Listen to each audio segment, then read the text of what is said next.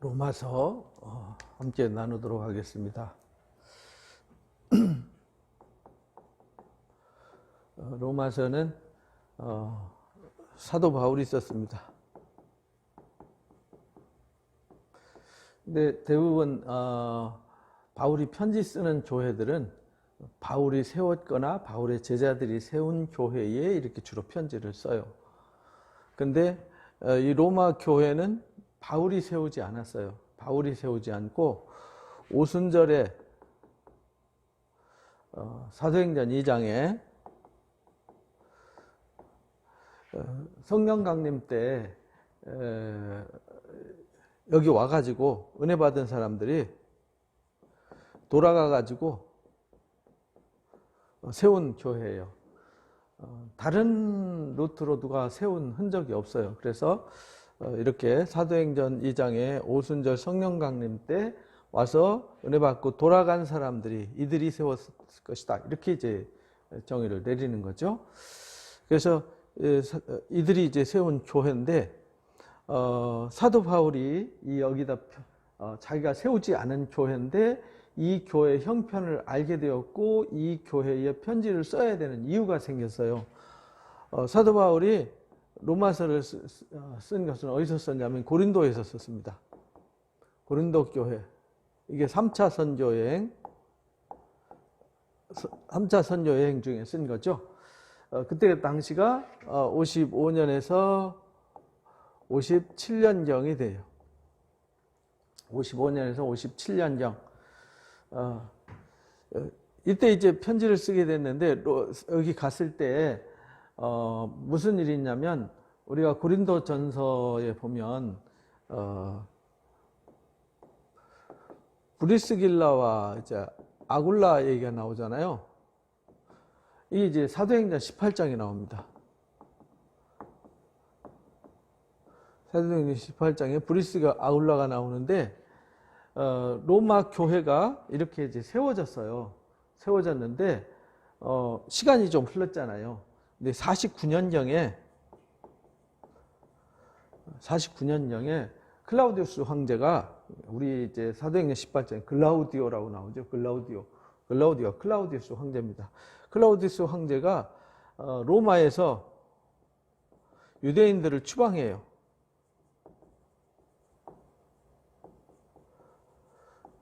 수에니토스라고 하는 사람의 기록에 의하면은 이 크레스투스라고 하는 사람들이 논란을 일으켜서 추방했다 이렇게 나오는데 그 그리스도인들로 이렇게 이해를 했던 것 같아요. 그래서 그 당시에 이제 유대인 그리스도인들이었죠. 유대인들이 그래서 말썽을 부리니까 쉽게 말하면 로마의 시민들은 로마 시내에 있는 로마 시민들은 종교 다원주의 사상을 가지고 있었어요. 뭐 다양한 신들을 섬기고 황제의 신도 섬기고 자기 가족 신도 섬기고 동네 신도 섬기고 이 주피터 신도 섬기고 다 섬겼죠. 다 섬기는 그래서 다양한 신들을 섬겼는데 기독교인들이나 유대인들은 유일신 하나님만 섬겼잖아요. 그러다 보니까 이 종교적인 문제 때문에 사회적 갈등이 많았어요. 왜냐하면 어디 가서 무슨 장사를 하든 무슨 공동체 활동을 하든 전부 다 신전에 가서 제사하거나 황제 숭배 사상의 어떤 의식을 지키거나 또는 제사 드리는 음식을 먹어야 되는 이런 상황이 생기는데 유대인 그리스도인들은 그것을 거부했죠. 유대인들 또는 유대인 그리스도인들은 그런 걸 거부하다 보니까 매사에 이제 사회적 갈등 문제가 생겼어요. 그래서 49년에 추방을 합니다. 그랬다가 54년경에 네로 황제가 등장하잖아요. 54년에 클라우디우스 황제가 죽고 네로가 이제 이들을 귀환시켜요. 다시 돌아와도 된다. 그래서 이 49년부터 54년까지 약 5, 6년간의 공백이 있어요. 공백. 여기 이제 오순절 때 성령 강림 시기에 은혜 받고 돌아온 사람들은 다 누구냐면 유대인 그리스도인데요.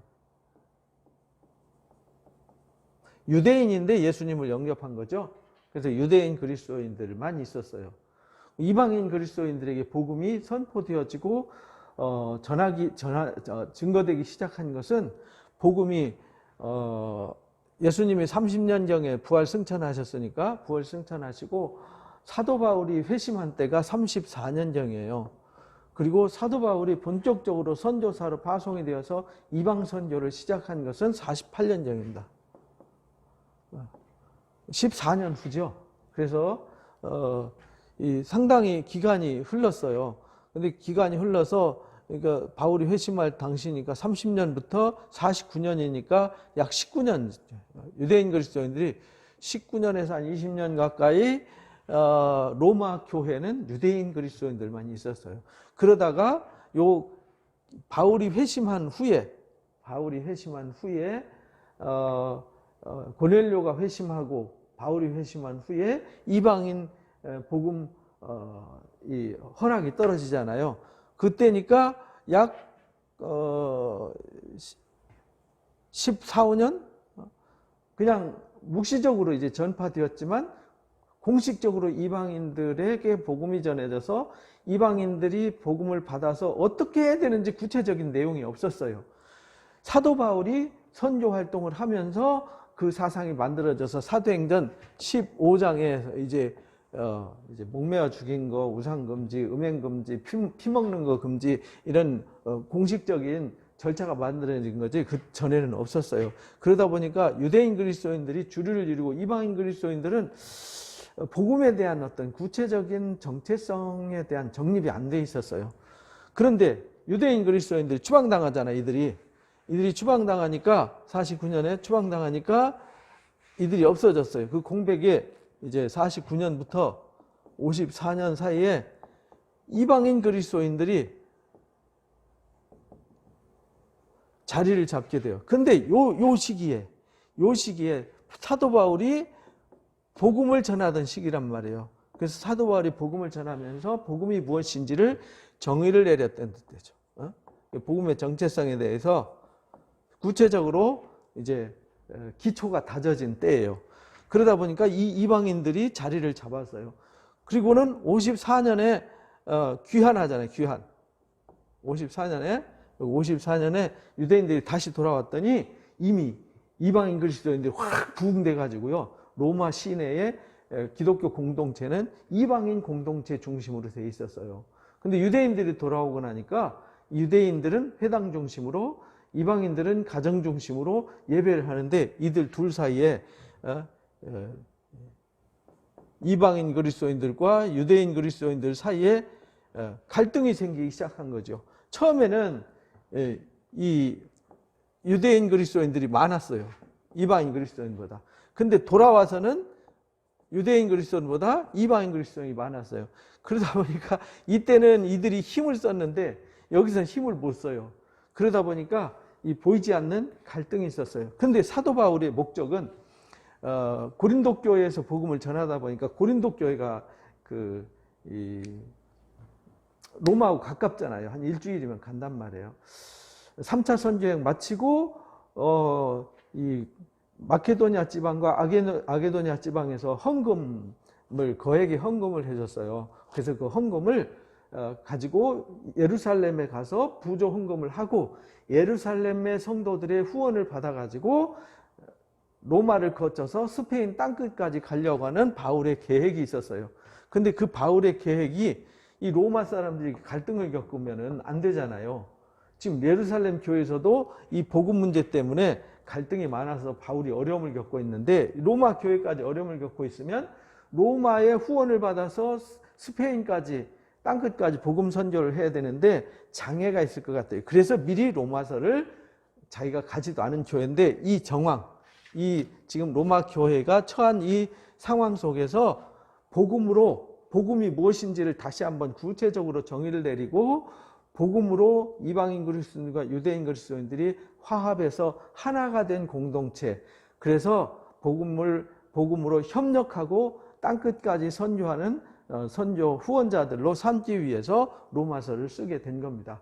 그러다 보니까 로마서에 바울이 이방인 그리스도인들과 유대인 그리스도인들과 이방인 그리스도인들 사이에 오해가 있는 이 오해를 풀기 위해서 유대인들이 가지고 있는 율법적 사고, 이방인들이 가지고 있는 잘못된 편견을 흔들어 깨우기 위해서 이제 논리적으로 복음을 설명한 거예요. 그러니까 우리가 로마서를 알고 갈라디아서를 알아야 사실은 예수님과 복음에 대해서 우리가 논리적으로 이해할 수 있습니다. 그러다 보니까 이 바울의 이 학문을 가지고 많은 이제 신학이 나온 거예요. 이제 요한복음에 예수님이 누구냐라는 거와 복음과 율법에 대해서 논리적으로 정리한 신학들이 나오다 보니까 다양한 갈등들이 많이 생겼고, 그래서 이 교리 문제 때문에 많은 종파들이 나오고 이렇게 된 거죠. 근데 여기 중요한 거는 어느 신학자가 뭘 주장했느냐가 아니라 로마서에서는 뭐라고 말했는가, 이게 아주 중요한 것이다. 그래서 1장에는요 바울이 자기가 누군지, 바울이 이 편지를 쓰려면 본인이 자격이 있어야 되잖아요. 자격. 어떤 자격으로 쓰냐? 예수 그리스도의 종이에요. 사도 바울은 사도로 부르심을 받았어요. 하나님 복음을 위해서 사도로, 그것도 어떤 사도냐면 이방인을 위해서 택정함을 받았어요. 근데 이 복음은 어떤 복음이냐면 선지자들이 2절에 나오죠. 이 복음은 하나님이 선지자들을 통하여 그 아들에 관해서 성경에 미리 약속하신 약속의 복음이에요. 선지자들을 통해서 약속하신 복음. 그리고 이 약속하신 복음이 육신을 입고 이 땅에 오셨어요. 육신으로 다윗의 혈통을 통해서 복음이 이 땅에 오셨어요. 그래서 능력으로 이 다윗의 뿌리에서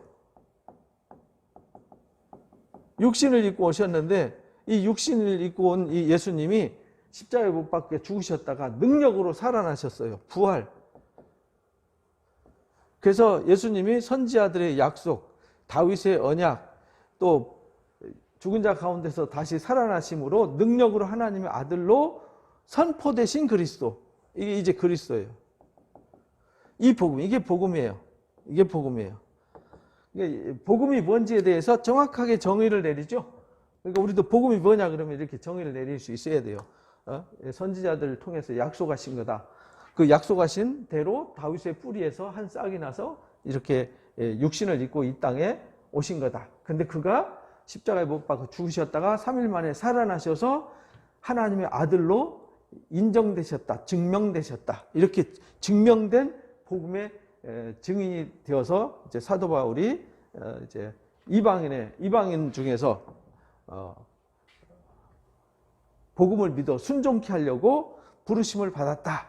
그래서 내가 로마에 있는 너희한테도 이 복음을 함께 나누고 싶다라는 목적을 가지고 쓴 거예요. 그래서 로마를 여러 번 가려고 그랬는데 길이 막혔다. 그게 1장 얘기예요. 그래서 내가 가서 나도 너희한테 받은 은혜를 나누고 너희한테도 도움을 받고, 그래서 복음을 위해서 협력해서 하나님의 목적을 이루기 위해서 가는 거다. 나는 이 복음의 빚진 자다. 나는 복음을 부끄러워하지 않는다. 이 복음은 모든 믿는 자를 구원하시는 하나님의 능력이 되기 때문이다. 라는 이 로마서의 주제예요. 이 복음, 여기서 말하는 이 복음, 그 다음에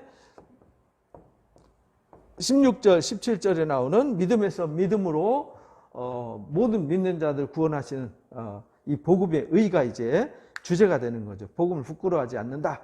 모든 믿는 자의 구원해 주신 하나님의 능력이 되는데, 첫째는 먼저는 유대인들한테, 여기 이제 유대인들과 이방인들 갈등, 이 유대인들의 갈등을 해소하기 위해서 먼저는 유대인에게고 그 다음에 이방인에게다 순서를 꼭 이렇게 정했어요. 그리고 복음에는 하나님의 의가 나타났다. 여기서 이제 복음은 하나님의 의가 나타났어요. 이 의. 그래서 믿음으로 믿음에 이르게 해요. 그러니까 이 복음은 복음에 이르게 되는, 복음으로 하나님의 아들의 영광과 축복에 이르는 방법은 믿음으로 의롭게 되어서 그 믿음에 이르게 되는 것이다. 이걸 이제 가르치는 것이 이제 로마서의 주제다. 그래서 오직 의인은 믿음으로 말미암아 살리라고 했다라는 것을 강조해요. 그러면서 이제 1장 18절부터 이제 8장까지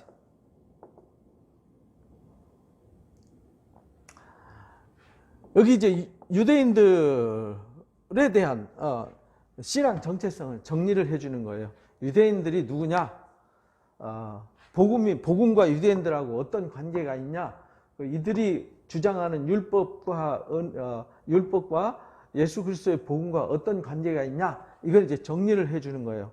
그래서 먼저는 하나님이 이 땅에 자연 만물 중에도 하나님을 알게 했고 하나님을 다 볼 수 있게 해놓으셨기 때문에 누구도 그 앞에 핑계할 자가 없다. 근데 하나님의 진노가 임하는 이유는 이 세상에 불의로 하나님의 그 복음을, 경건한 이 복음을 가리우거나 또는 이 불의를 행하는 자들 때문에 하나님 진노가 임하는 거다.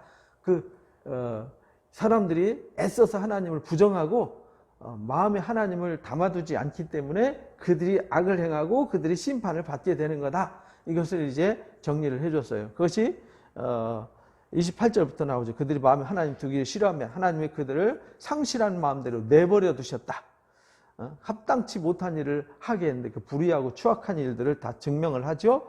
이 같은 일을 하기 때문에 하나님의 진노가 임하는 거다. 이들은 이것이 사형에 해당한다. 그런데 2장에서 말해요. 2장에서 근데 그렇게 하면 사형에 해당한다라고 말하는 판단하는 너희가 똑같이 행한다. 그러니까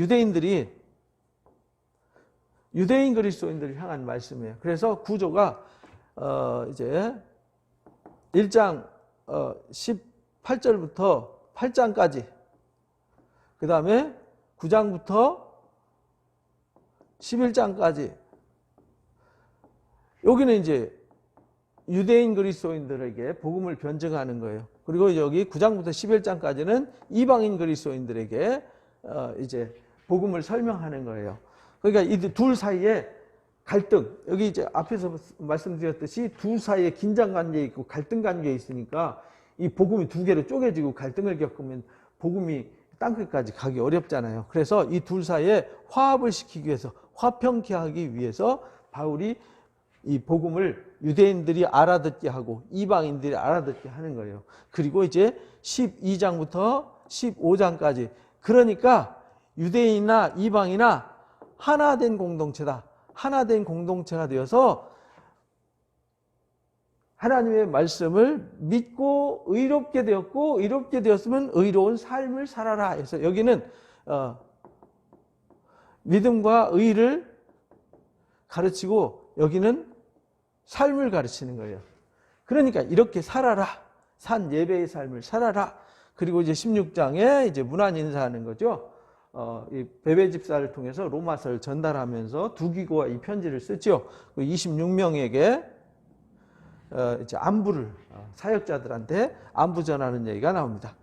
이 구조를 먼저 이해를 하셔야 돼요. 첫 번째 여기 8장까지, 두 번째 11장까지, 12장, 15장, 그 다음 16장 이런 구조를 가지고 있는 거다. 그래서 2장에서 유대인들한테 말해요.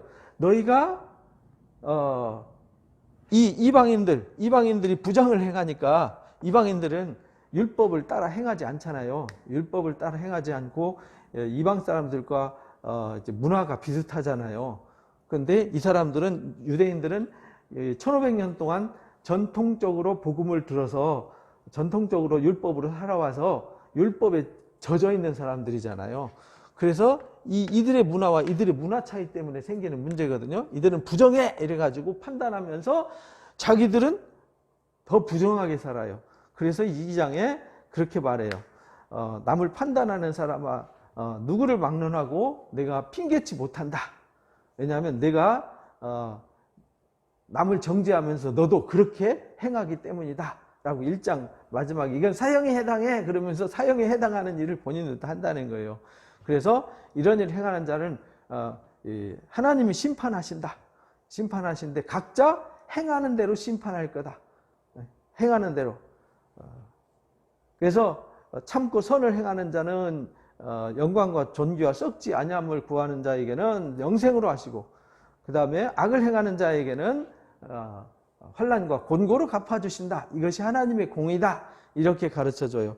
그러니까 이 율법으로는 율법을 너희가 행하지도 않으면서 판단만 한다. 이런 얘기잖아요. 그러니까 율법은 각자 행위를 가지고 판단한다는 거예요. 율법 없이 사는 사람이나 율법 이시 사는 사람이나 똑같이 각자 율법 있는 사람은 율법의 심판을 받고 율법 없는 사람은 양심의 심판을 받게 되는 거다. 그러니까 누구든지 이 율법이나 양심의 법이나 똑같이 사람이 자기 행위로 하나님 앞에 의롭게 될 사람은 아무도 없는 거다. 이렇게 가르쳐요. 유대인들이 율법의 선생이라고 가르치면서 오히려 도둑질을 하지 마라 그러면서 도둑질하고 우상 숭배하지 마라 그러면서 우상 숭배하고 간음하지 마라 이러면서 간음을 행했단 말이에요.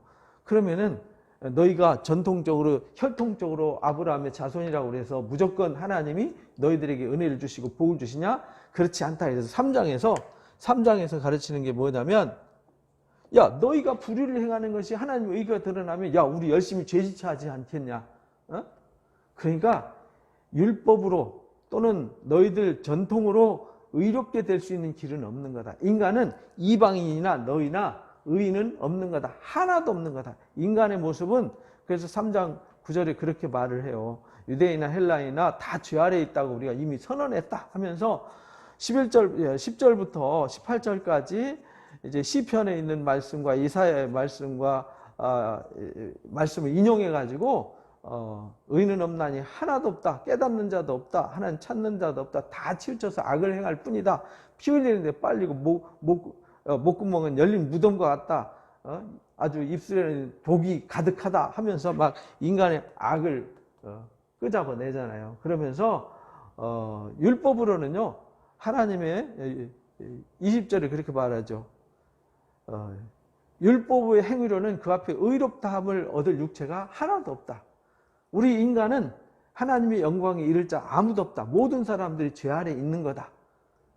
죄 아래 있기 때문에 하나님께서 유대인이나 이방인이나 구별하지 않고 예수 그리스도를 믿으면 누구나 다 의롭게 되는 은총을 허락하신 거다라는 이 놀라운 비밀을 가르쳐 주는 거예요. 그래서 유대인들, 너희들 우월하게 아브라함의 자손이라고 혈통 너무 강조하지 마. 율법이 너희들 거라고 율법 너무 자랑하지 마. 그건 죄를 깨닫게 할 뿐이지 의롭게 되지 않아.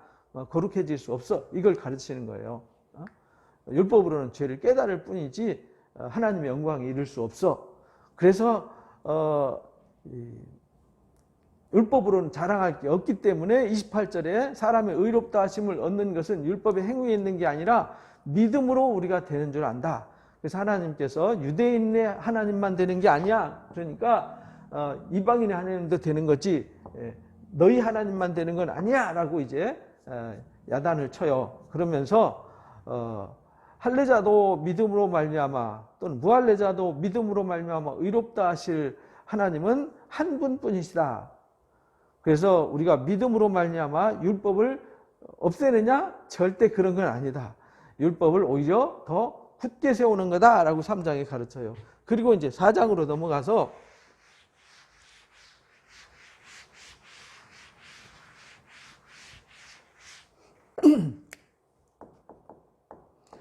4장으로 넘어가서 그래서 이제 3장에 이제 의는 없어요. 의는 유대인이나 이방이나 의는 없어요.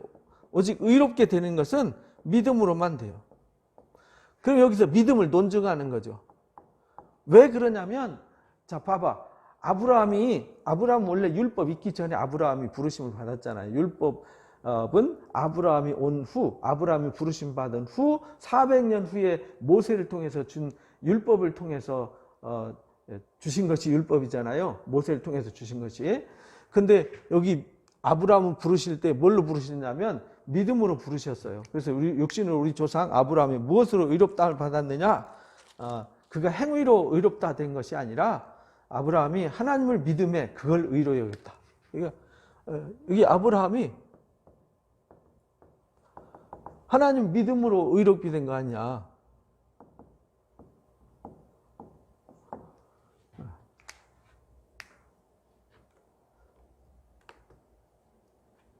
그러니까 시편 32편에 다윗이 이제 그 회개시에 보면 그러잖아요. 그 불법을 사하심을 얻는 자는 복이 있다라고 했다. 그래서 모든 사람들이 죄 아래 있지만 예수 그리스도를 믿으면 그 불법을 다 사해 주시는 거다.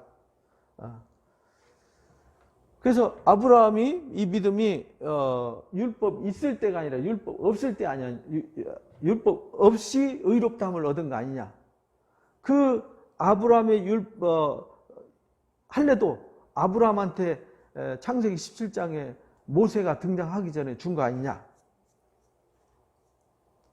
그래서 아브라함은 할례자의 조상만이 아니다. 이건 자꾸 너희들 교만하지 마. 너희들의 조상이라고 그러지만 아브라함 할례자의 조상? 아니야. 무할례자의 조상도 되는 거야. 그래서 하나님은 유대인의 하나님? 유대인의 하나님만 되냐? 아니야. 이방인의 하나님도 되는 거야. 이걸 강조했단 말이에요. 그래서 아브라함도 할례자의 조상? 아니야. 무할례자의 조상도 되는 거야. 이걸 이제 논증하는 거예요. 그래서 아브라함이 어떻게 이삭의 씨를 얻었고 어떻게 믿음의 조상으로 인정받았는지를 이제 25절까지 논증을 하는 겁니다. 100세나 돼가지고요. 도저히 자손을 얻을 수 없는 상태였는데 약속을 의심치 않고 믿음이 견고해져서 하나님께 영광 돌리고 약속한 그것을 능히 이루실 줄로 확신했기 때문에 하나님께서 이삭을 주셨고 그 이삭으로 말미암아서 하나님의 언약의 역사가 이루어진 거다. 그래서 아브라함이 의롭게 된 것은 믿음으로 된 것이다. 이렇게 가르쳐 주셨어요. 그러면서 이제 5장에서 가르쳐 주시는 게 뭐냐면, 그러니까 지금 이제 성경에 그에게 의로 여겼다 했느니라, 그에게 의로 여겼다 기록된 것은 아브라함만 위한 것이 아니다. 의로 여기심을 받을 우리도 위한 거다. 그래서 우리도 아브라함이 하나님을 믿음에 의로 여겼듯이 우리도 예수 우리 주를 죽은 자 가운데서 살리신 이를 믿으면 우리도 죄사함을 받고 우리도 의롭게 되는 것이다. 예수는 우리가 범죄한 것 때문에 내어줌이 되었고 또한 우리를 의롭다 하기 위해서 살아나신 거다. 십자가와 부활을 강조하는 거죠.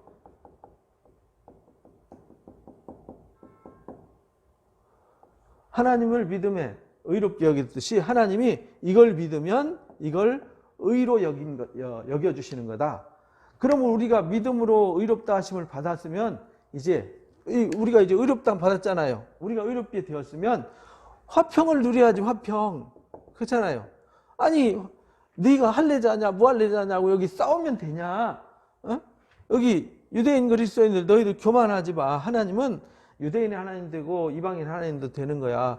그래서 아브라함도 할례자의 조상 무할례자의 조상 되고 예수 그리스도의 십자가 부활로 누구나 믿으면 의롭게 되는데 하나님 이방이나 유대인이나 차별하지 않으셨는데 너희들이 화평을 누려야지 이거 갖고 갈등하면 되니? 라고 이제 야단치시는 거예요. 그러면서 또한 우리는 이 믿음으로 말미암아서 때로는 환난도 당한다, 고난도 당하지만 오히려 그것이 환난이 인내가 연단이 오히려 소망을 만들어내는 거다.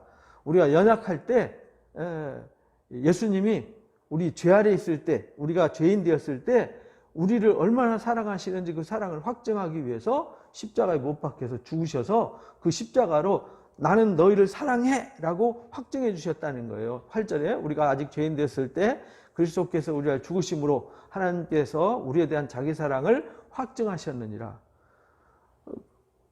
그래서 우리가 그 피로 말미암아 의롭다 하심을 받았기 때문에 이제 우리가 진노에서 완전히 구원받은 거다.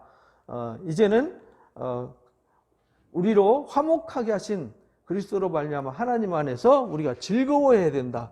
이거 우리가 이 복음을 받았으면 즐거워하고 화목해야 되는데 갈등을 겪고 뭐 교회끼리 싸우고 뭐 갈라지 그런 건요.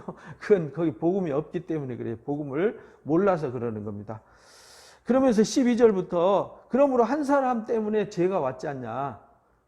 한 사람 때문에 모든 사람들이 죄 짓고 모든 사람 죄 아래에 있었던 것처럼 한 사람 의인 예수 그리스도 이게 한 사람 예수님 한 사람 때문에 첫 사람 아담이 죄를 지음으로 모든 사람이 죄 있는 것처럼 둘째 아담 되신 예수님이 십자가를 지심으로 모든 사람이 믿으면 의롭게 되는 축복을 허락해 주신 것이다. 그러니까 율법이 우리에게 주어진 것, 너희들한테 율법 주신 것은 의롭게 되라고 준 게 아니라 범죄를 더하게 하려고 한 거다. 죄가 심히 죄돼서 그래 우리의 율법으로는 의롭게 될 수 없어. 그러니까 우리가 우리를 이 죄를 해결해 줄 그리스도에게 나가야 돼. 이거 방향 가르쳐 주려고 율법 준 거지. 이거 자랑하라고 준 게 아니다. 그래서 6장에서 그래서 우리가 예수를 믿으면 예수님을 믿고 영접하면 이게 세례받는 거잖아. 세례받으면 이게 장례식이다. 장례식. 그리스도와 함께 죽고 그리스도와 함께 다시 살았다. 새 사람이 된 거죠. 그래서 우리가 무엇을 순종하든지 순종하는 자의 종이 된다라는 거예요. 우리가 주님과 함께 죽었으면 예수 믿었으면 예수님과 함께 죽었고 예수님이 살아나신 것처럼 우리도 살아나는 거다. 그래서 우리가 죄의 종으로 아담과 하와처럼 죄의 종으로 순종해서 사망에 이르는 것이 아니라 우리는 의의 종이 되어서 예수님과 함께 죽고 예수님과 함께 다시 살아나서 우리는 영생에 이르는 거다. 그래서 6장 마지막 절에 그렇게 말하잖아요. 죄의 싹은 사망이요 하나님의 은사는 그리스도 예수 안에 있는 영생이다. 아주 단순하게 정리를 해줬어요. 이렇게 믿음이라는 것은 결과가 이렇게 되는 거다. 그래서 7장에 그런데 이제 결혼한 부부 가지고 설명하는 거예요. 부부가 결혼하면 영촌이잖아요. 하나잖아요. 근데 부부가 결혼했는데 남편 놔두고 바람 피우면 이건 불법이잖아요. 근데 남편이 죽었어요. 그럼 이 여자가 다른 남자 만나서 시집가도 죄가 아니에요. 율법도 똑같다는 거예요. 율법 아래에 있을 때는 율법의 통제를 받아요. 그런데 율법에 대해서 십자가에 못 박혀 죽었어요. 죄에 대해서 죽었어요. 죽었으니까 이제는 죄가 나를 주장할 수 없는 상태가 되는 거예요. 내가 자유자가 된다. 이것을 이제 7장에 가르쳐 주셨어요. 그래서 4절에 그러므로 형제들아 너희도 그리스도의 몸으로 말미암아 율법에 대해서 죽임을 당하였으니 이는 다른 이 곧 죽은 자 가운데 살아나신 이에게 가서 우리 하나님을 위하여 열매를 맺게 하려 합니다. 그래서 우리는 율법에 대해서 죽었어. 너희가 유대인들 율법을 강조할 게 아니라 율법에 대해서 죽어야지. 율법에 대해서 죽어야지. 자꾸 율법 강조하면 되니? 이런 말이에요. 그러나 우리가 죽었지만 아직도 우리가 육신을 가지고 있기 때문에 죄의 속성이 육체를 통해서 틈타는 거다. 그래서 우리 마음속에 죄의 법이 슬금슬금 기어 올라오고 죄의 법이 우리를 사로잡아 오고 또는 우리 속에서 성령의 법이 우리를 사로잡아 오기 때문에 이 둘 사이에 갈등이 있는 거다. 오호라 곤고한 자로다. 우리 힘으로는 이거 안 된다. 그래서 8장에 생명의 성령 법을 주신 거다.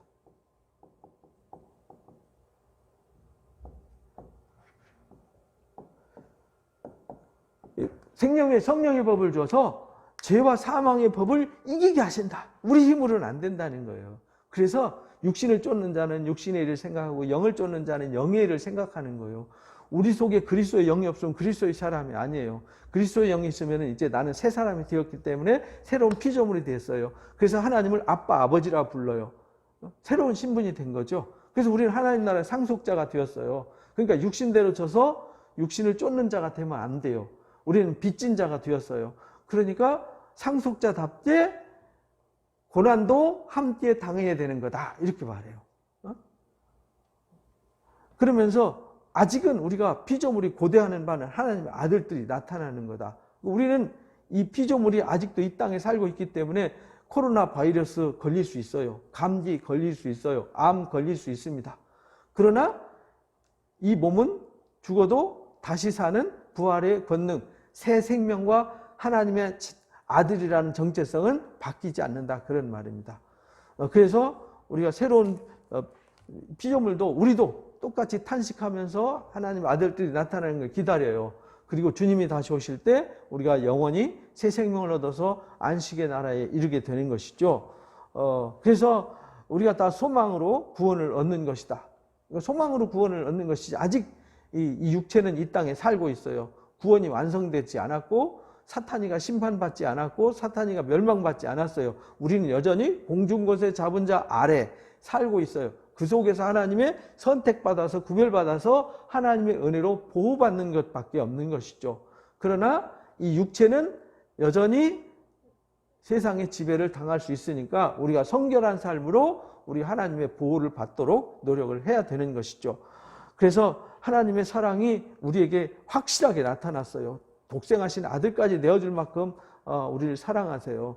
그래서 우리 그 사랑을 완성시키기 위해서 우리를 미리 세상에서 불러서 아신 자들을 정하시고 정하신 그들을 부르시고 부르신 그들을 의롭다 하고 의롭다 한 그들을 영원하게 하는 성화의 과정을 거쳐가는 거예요. 육신을 가지고 있기 때문에.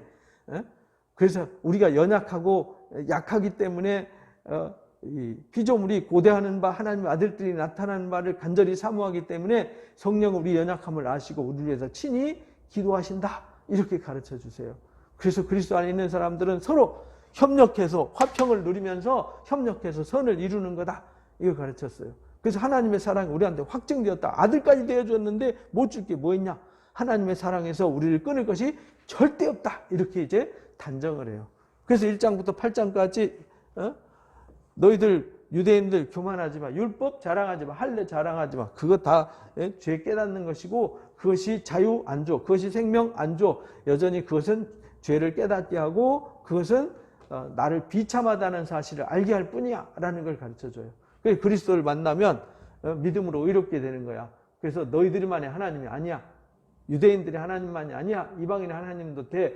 아브라함이 너희들의 조상만이 아니야. 무할례자의 조상도 되는 거야. 다 믿음으로 되는 거야. 믿고 그리스도와 함께 죽고 그리스도와 함께 다시 태어나서 생명의 성령의 법으로 우리가 상속자가 되어서 그리스도의 영을 우리 안에 모시고 우리는 그리스도의 사람이 되어서 영원한 생명을 바라보면서 나아가는 사람들이야 라는 것을 가르쳐 주는 거예요. 그 다음에 9장부터 이제 주제가 확 바뀌는 거죠.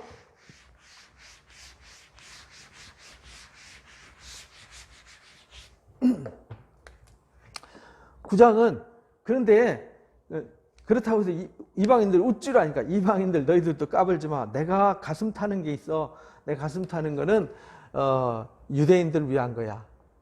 나도 유대인이잖아 이 말이에요. 그렇잖아요. 본인도 이스라엘이잖아요. 나도 이스라엘 사람이다. 그들에게 양자됨, 영광됨, 언약, 율법 다 유대인들, 예배 다 이게 유대인들을 위한 거였잖아요. 이방인들하고 아무 상관없는 거였단 말이에요. 애가 타는데 또한 아브라함의 씨라고 다 그 자녀가 된 것은 사실은 아니다. 그렇다고 해서 다 유대인들이 다 구원받냐 그런 건 아니다. 이사야 선지자의 말을 들어서 이삭을 통해서 그 씨를 통해서 구원의 씨를 주셨듯이 하나님이 조금 남겨주신 그 씨를 통해서 하나님의 역사를 이루어가는 것이다. 그래서 하나님이 야곱은 사랑하고 에서는 미워하였다. 이렇게 말해요. 하나님이 긍휼히 여길 자를 긍휼히 여기고 불쌍히 여길 자를 불쌍히 여기는 거다.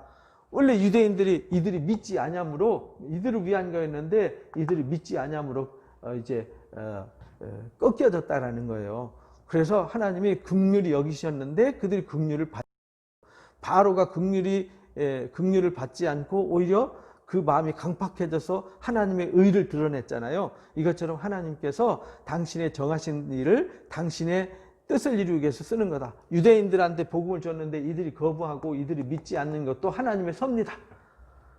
토기장의 권세를 들어서 설명을 했어요. 하나님께서 이렇게 일하실 수도 있고 저렇게 일하실 수 있다. 하나님이 들어 쓰는 그릇들을 통해서 역사하시는데 우리가 그 그릇이다. 토기장이가 만져 비들어 쓰는 그릇인데 하나님께서 이들 가운데 얼마를 남겨두신 거다.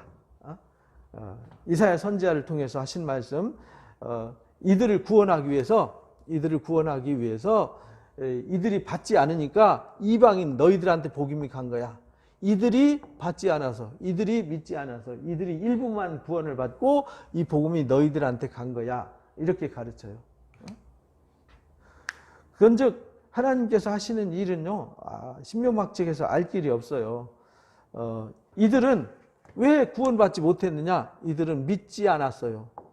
그러나 이들은 믿었어요. 이들은 믿지 아니함으로 버림받았고 이들은 믿음으로 택함 받은 거죠. 그래서 30절에 그렇게 말해요. 우리가 무슨 말을 하리요? 의를 따르지 아니한 이방인들이 의를 얻음으로 곧 믿음에서 난 의로에 인해 가지고 이들이 구원을 받았고 그들은 믿지 아니함으로 행위를 의지함으로 부딪힐 돌에 부딪힌 거다. 이들은. 그리고 10장에서 그렇게 말해요. 10장에서 형제들아 내 마음이 원하는 것은 이스라엘을 위한 거다.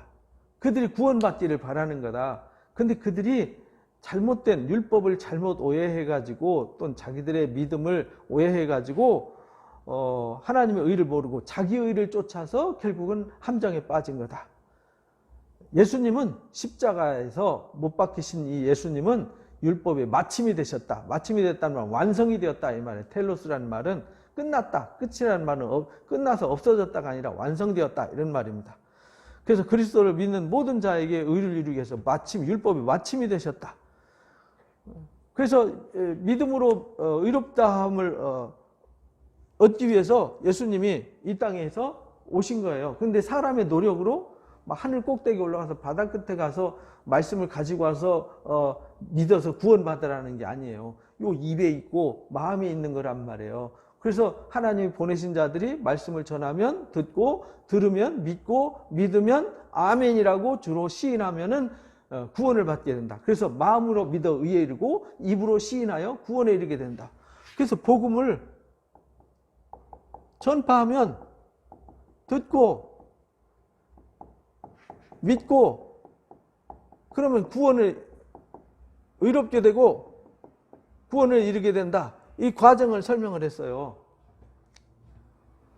그래서 10장 17절에 이 말씀을 들음으로 믿음이 생기는 거다. 그러니까 이 복음을 전파할 때 들어야 되잖아요. 듣고 믿어야 되잖아요. 믿고 입으로 시인해야 되죠. 아멘하고 그리고 믿음으로 살아야 되는 거죠.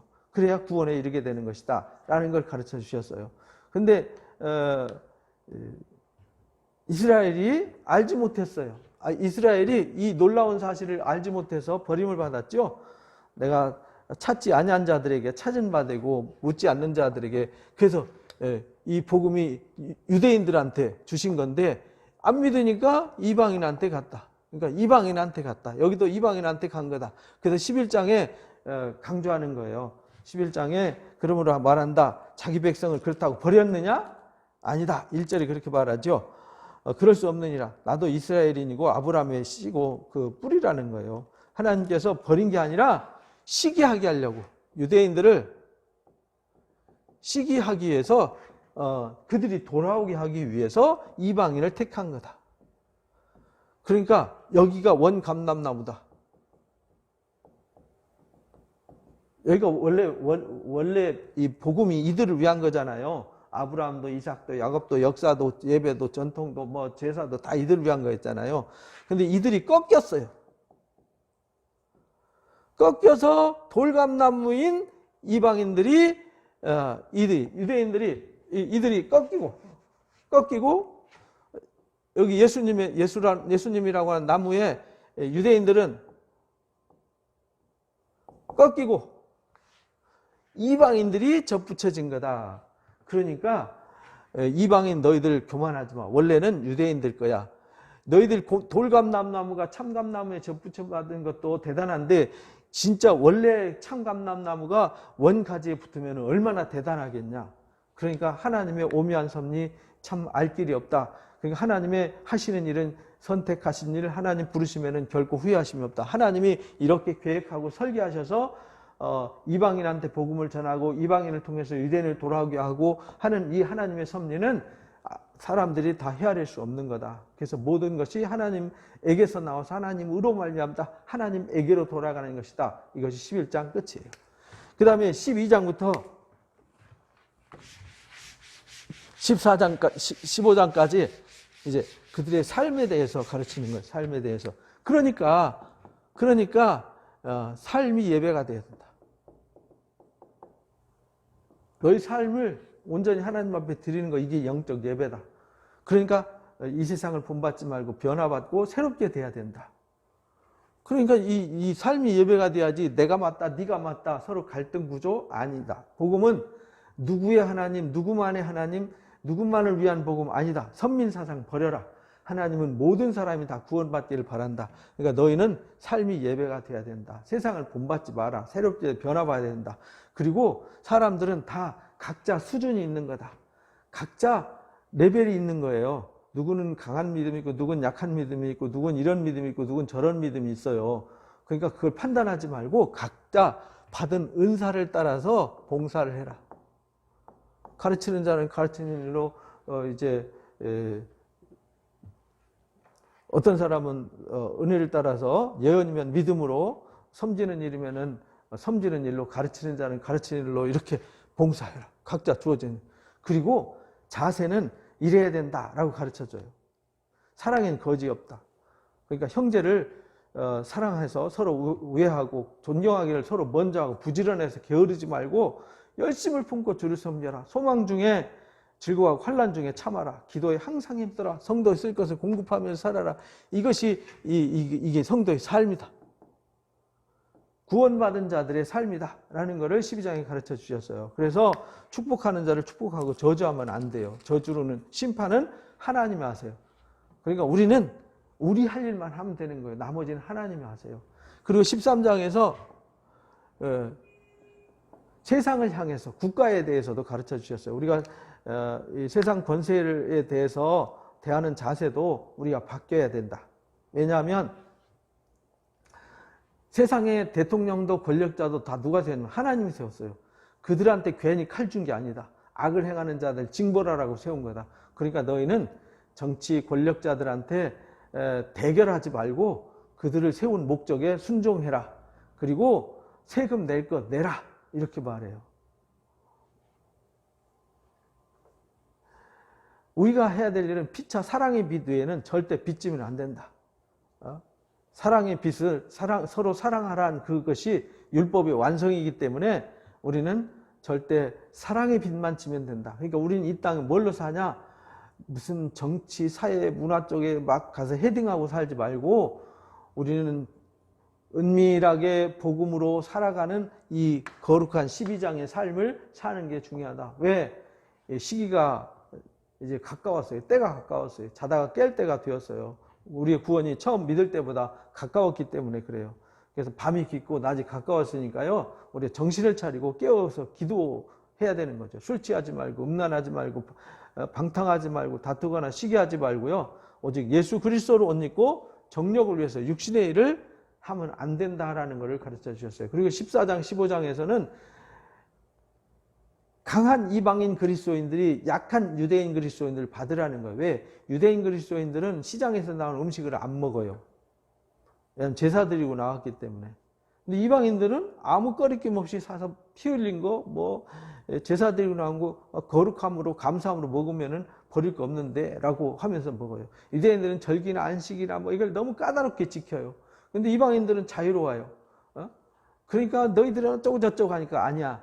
다 자기 딴에는 그렇게 해서 하나님을 기쁘시게 한다고 하는 거야. 누구는 이렇게 하는 것이 하나님 기쁘고 이렇게 하는 것이 하나님을 위한다라고 생각하는 거야. 그러니까 그걸 판단하지 마. 형제 앞에 걸림돌 놓지 마. 네가 시장에서 음식 먹는 게 유대인 그리스도인한테 걸림이 돼? 그럼 먹지 마. 담배 피는 게 걸림이 돼? 피지 마. 술 먹는 거 걸림이 돼? 먹지 마. 이렇게 말해요. 형제 앞에 걸림돌 놓는 거 그건 죄가 되는 거야. 이렇게 말해요. 의심하고 먹는 자는 정죄되었다. 몰래 숨어갖고 담배 피고 몰래 숨어서 술 먹고 몰래 숨어서 하는 일 하지 마라. 그거는 죄다. 이렇게 말해요. 그러니까 강한 자는 약한 자의 약점을 담당해야 된다. 그것이 15장 얘기예요. 서로 받아라. 강한 자가. 우리는 서로 받아야 돼요. 누군 이런 사람 저런 사람이 있어요. 눈에 가시 같은 사람도 있어요. 못마땅한 사람들. 그런데 사랑으로 품어라. 예수님이 우리 그렇게 했지 않냐. 예수님이 품듯이 우리도 서로 품어야 된다라는 것이 15장까지의 이제 삶의 가르침이었어요. 그래서 바울이 22절부터 14장, 15장 21절까지 그 삶을 가르쳐 주셨고요. 15장 22절부터 바울이 이 편지를 쓰는 목적을 다시 한번 강조해요. 내가 예루살렘에 가서 부정금을 하고 내가 너희한테 가서 예루살렘의 지지를 받고 너희의 도움을 받아서 스페인 땅끝까지 복음을 전하고 싶다. 이 방문 계획을 가르쳐줘요. 그리고 16장에 문안 인사를 하죠.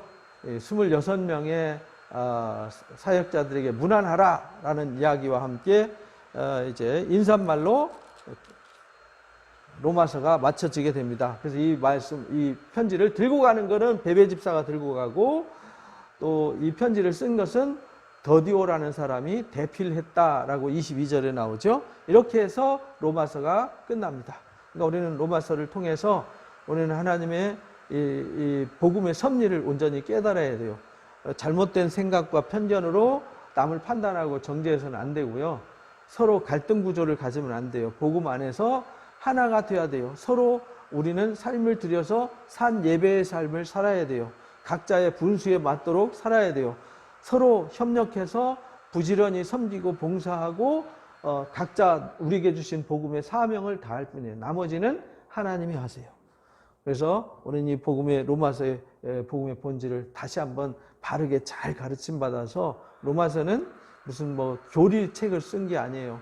복음이 무엇이냐, 복음을 통해서 우리에게 말씀하시고자 하는 것이 무엇이냐라는 것을 온전히 깨닫고 우리는 복음에 합당한 자, 1장 17절 말씀대로 16절 17절 말씀대로 복음을 부끄러워하지 말고 복음은 우리 구원하신 하나님의 능력이 됨을 믿고 믿음으로 믿음에 이르는 놀라운 믿음의 주인공들 되시기를 주님의 이름으로 축복합니다. 감사합니다.